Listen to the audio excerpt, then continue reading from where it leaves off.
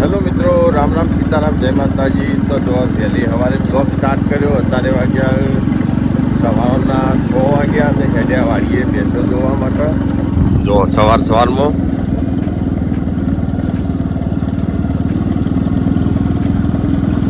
તો ઘેરથી 1 કિલોમીટર દૂર વાળી. તો એમ મજા આવે હેડવાની, પણ ચોમાવું આવે ને એટલે તું જો ભેંસણોમાં ગાળામાં બાઈક હેડશે. આ બધું નેળિયું ખરું ને પોણીથી ભરાય.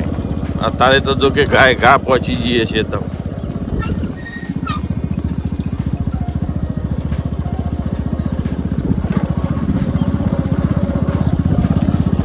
જાય ગોગા મહારાજ દર્શન કરી લે. એ આમ જો ગાય માતાના દર્શન થયો કે બાપાના ગાથી.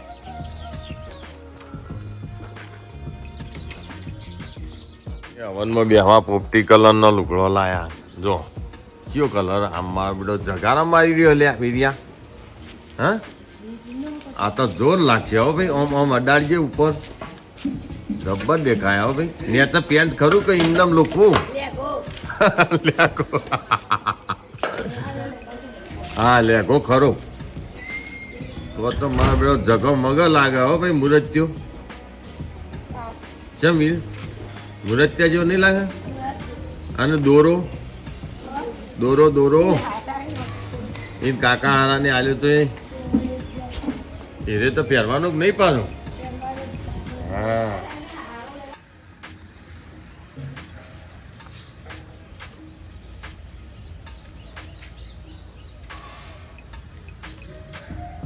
તો જો મોર્નિંગ ટાઈમ હવનનો જમણવાર થઈ ગયો. વાડીની અંદર રંધાતું છે. લેડો આપણે જઈએ વાડીમાં શું બને જોઈએ.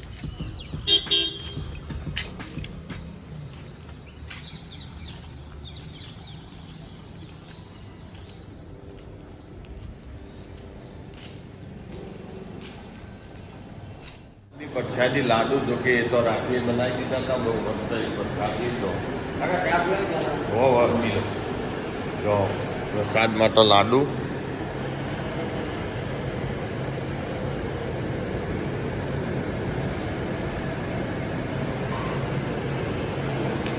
એક બાજુ ગિલોડી ફ્રાય થઈ રહી તો મોર્નિંગ ટાઈમ ચા પીવાઈ રહી તો વાડીની અંદર.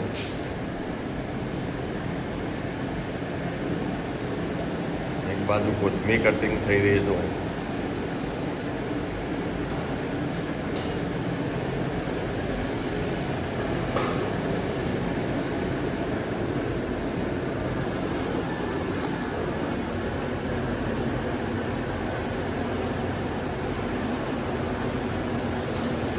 સવારમાં બહુ મસ્ત એવું ઘેર આયોજન કર્યું મંડપની છે. ઓરે મને કુલર મેળવ્યા, વેલકમ ડ્રિંક રાખેલું હોય. બધા મહેમાનો આવશે અત્યારમાં. તો અત્યારે આપણે જવાનું પહેલાં ખેતરમાં બેસીને 4 કિલો કરવા અને પછી આવીએ હવનમાં. ચાલ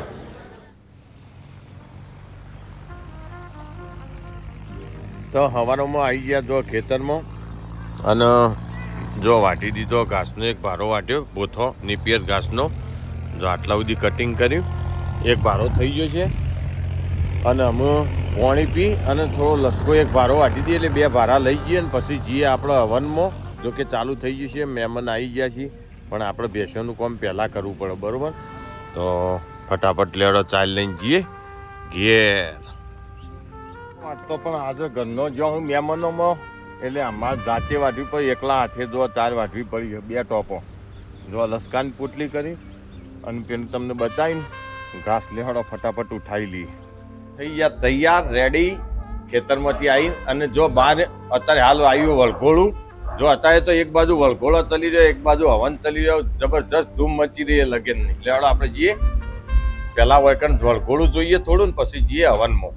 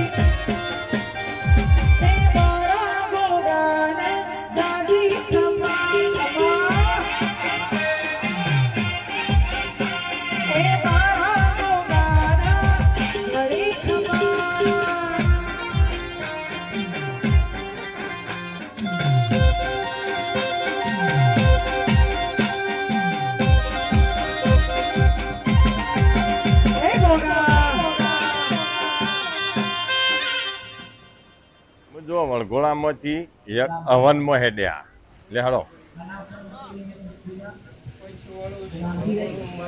મહેમાન પરુણો આવી ગયો બધો કંપાસ બોક્સમાં ઉપક્રમ જોઈશું બધું આ ખાટડી મૂકવા માટે મોડલી કઈ દિશામાં છે તો જ ખબર પડશે કે આ પૃથ્વીને કેમ આમ કોમ ના બનાવી કોમ ના બનાવી ચલો આપણા કરતા તો બહુ આ ચાર દિશા છે પછી અગ્નિ ગુણો નૈઋત્ય ગુણો વાયવ્ય ગુણો ઈશાન ગુણો 4 દુ 8 એક ઉપર આકાશ એક નીચે આ દસે દિશામાંથી આપણા ઘરની રક્ષા થવી આ ઘરની અંદર સારા વિચારો દસે દિશામાંથી આવવા ઓમ રક્ષોહા વિશ્વાચારા હે ગોગમાનો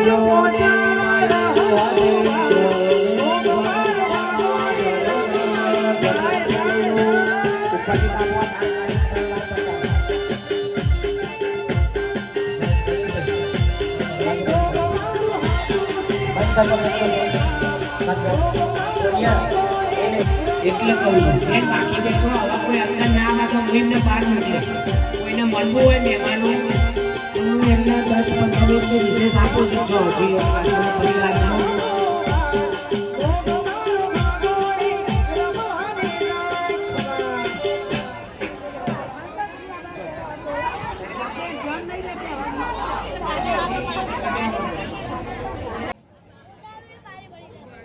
એ તાશ છે તમારી બાજુ ખેંચી લો એટલે ઊંચો નીચો લાગતો હોય બસ વચ્ચો વટ લોટો લાવી દો એટલે લોટો સીધો થઈ જાય જમણો હાથ છે તમારો એ લોટાને જ્યાં નળાચરી બાંધી છે ને ત્યાં અડાડી અને યાદ કરીશું ચોથા નંબરની આંગળી મૂકી મહારાજ બતાવે એ દિશામાં આગળની બાજુ લોટાને ચાલો કરજો પૂર્વે ઋગ્વેદાય નમઃ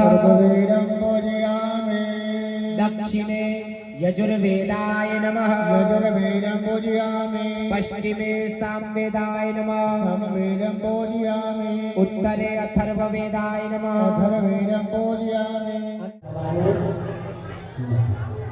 अरे नाना मोटा बीजा करेला पापનો ક્ષય કરવો હોય તો હરિદ્વાર મા બાપને લઈને જો સ્નાન કરીએ જેસલ જાડેરાના જેમ મન દરિયામાં જઈને પસ્તાવો કરીએ કે મેં દુનિયામાં આટલું બધું ઘર માટે મારી બહેરીને હારો રાખવા માટે હારો કપડો પહેરાવવા માટે મારા છોકરાને સારી સ્કૂલમાં ભણાવવા માટે મારા ભાઈની જમીન પડાવી લીધી મારા ભાઈની સાથ કરી આ છે ને પરિસ્થિતિ કોના માટે પોતાની પત્ની માટે મહિલા માટે છોકરા માટે હકાજ ભાઈનું ઘરનો બરબાદી કરો તમે અને પછી તમારો પરિવાર સુખી થાય એવી આશા રાખો તો એ પણ શક્યતા છે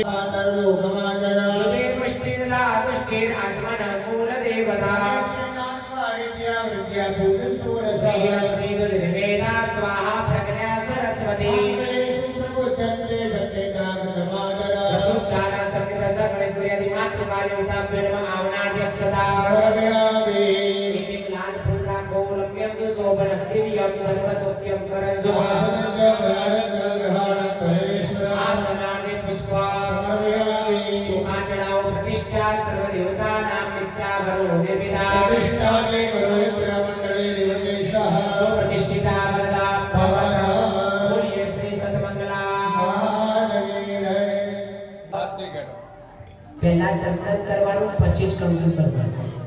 ઘરના પોતાના મૂર્તિ હોય જે હોય એને ચંદન ખાસ કંકુ નહીં કરો તો ચાલશે, પણ ચંદન રોજ કરવું જરૂરી છે. ભગવાનના આગળ એક ફૂલ મૂકી દો. માતાજી આગળ લાલ ફૂલ મૂકો, ગણેશજી આગળ સફેદ ફૂલ હોય તો સફેદ, પીળા હોય તો પીળા મૂકી દો. માલ્યાદિની સુગંધિની માલત્યાદિની વે પ્રભો. યાનિદાની મોજાર પુષ્પાંજલિ રામા. ગણેશજી આગળ ચડાવો કે તમે? હા, ગણેશજી આગળ ચડાવો. દરરોજ ચડાવો એમને ગણેશજી ઉપર. दुर्वे अमृत संपन्ने सतमूले सतपुरे गंग गणपताय नमो नमः. सिद्धि बुद्धि सहित गणेशाय नमो नमः. ગણેશજીના ઉપર બંને જણા ચડાવી ગુણવાન પુરા સમર ભૈયા. વાડીમાં જમવા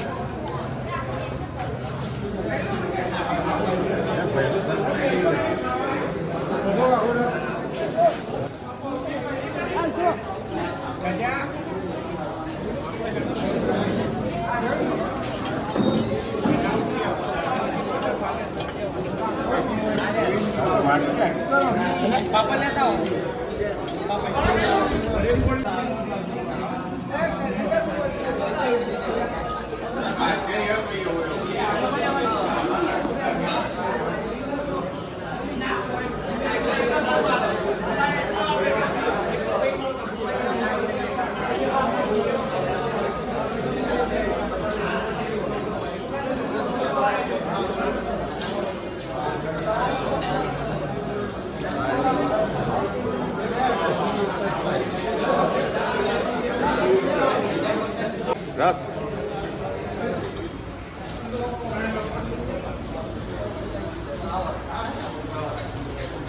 જો આ છે હવનનો જમણવાર, બરોબર. જો અમે તમને બતાવું, આમાં એક વાત કરું તમને કે આજથી 25-30 વર્ષ મોરી, જે વખત 20-25 વર્ષ મોરની વાત છે કે એ વખત ખાલી ઉનાળામાં લગ્ન હોય ને, ઉનાળામાં એ વખત જ મોહનતાળ ભેગા થતા બધા. સાચું ખોટું? એ સિવાય કોઈ વચ્ચે મોહનતાળ ના ભણે. ગળ્યું ખાવું હોય ને તો એક દિવાળી ઉપર અને એક ઉનાળામાં લગ્ન હોય ને એટલે જ. મીઠાઈ કોઈ દિવસ ભાળવાની ના હોય. અને અત્યારે આ ડિજિટલ યુગમાં તો રોજે રોજ નવું જમવાનું હોય. આ યુગ હારો. પહેલાં તો હું ખાલી ગોળ ને રોટલો ને ડુંગળી જ હતી. ચમ બીજું કશું ભેગું ના થતું. સાદું ખાવાનું અને ખાલી અને ચોક શીરો વળી હવા મહિના ભેગો થાય. બાકી તો બધા શાક ને રોટલા જ હતા. પણ એ વખત જીવન સારું હતું. અને અત્યારે હાલ જો ડિજિટલ યુગમાં બધું બારે માસ થઈ ગયું, રસ ને બધું.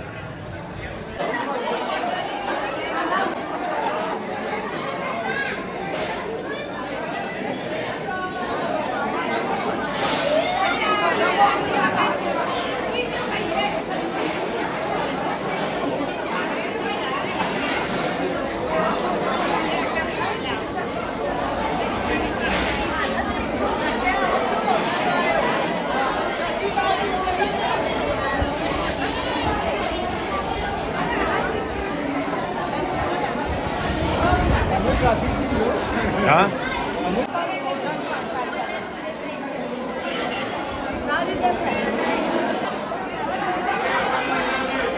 ખાવાનું ચાલુ કરો.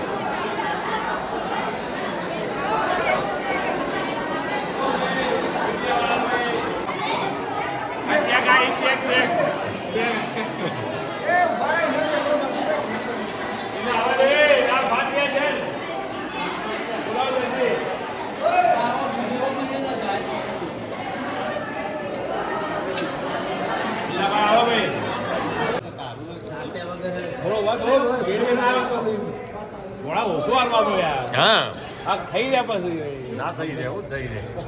માતાજી હે પૂરી. હા, હજી બે પડે.